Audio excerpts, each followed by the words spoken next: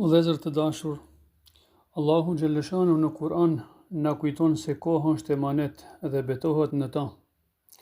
Pasha kohën, me të vërtet njeriu është në humbje, përveç atyre që besuan, ban vepra të mira, këshilluan njëri tjetrin për të vërtetën dhe këshilluan njëri tjetrin për durim.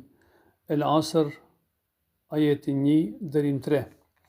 Pejgamberi alayhis salam thot: janë di begati që shumica e njerëzve nuk i shfrytëzojnë si duhet: shëndeti dhe koha e lirë. Këtë hadith e transmeton Buhariu.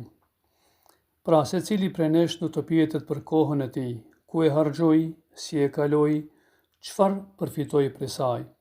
Sot shohim shumë njerëz që e shpenzojnë kohën në gjëra të kota, në biseda të panevojshme, në rrjete sociale pa kufi, ndërsa koha është kapitali ynë më i çmuar, me të mund të fitojmë xhennetin ose na humbet jeta pa dobi. Si ta shfrytëzojmë kohën tonë? Të jemi të rregullt në namaz, sepse namazi është lidhja jonë me Allahun xhalleshanuhu. Të lexojmë Kur'an, qoftë edhe pak çdo ditë. Të shfrytëzojmë kohën për punë të ndershme që sjellin halal për familjen. Të bëjmë mirë ndaj prindërve, fëmijëve dhe njerëzve rreth nesh. Të ndihmojmë njëri tjetrin në punë të hajrit. Vëllezër, mos e shtini pendimin për më vonë, mos e lini namazin për pletëri.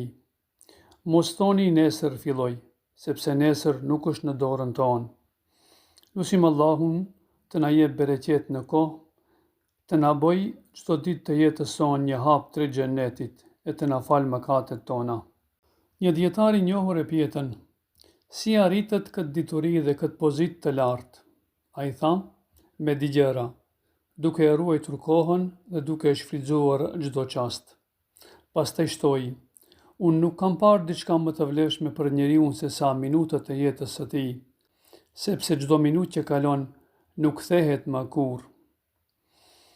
Abdullah ibn Mesudi radiallahu anhu ka thënë: unë nuk jam penduar për asgjë si për një ditë që ka kaluar e nuk kam shtuar në të as dituri e as vepër të mirë. Ky rast neve na kujton se koha nuk duhet humbur kot, por duhet shfrytzuar për namaz, dhikr, ndihmë të tjerëve, punë të dobishme e kështu me radhë.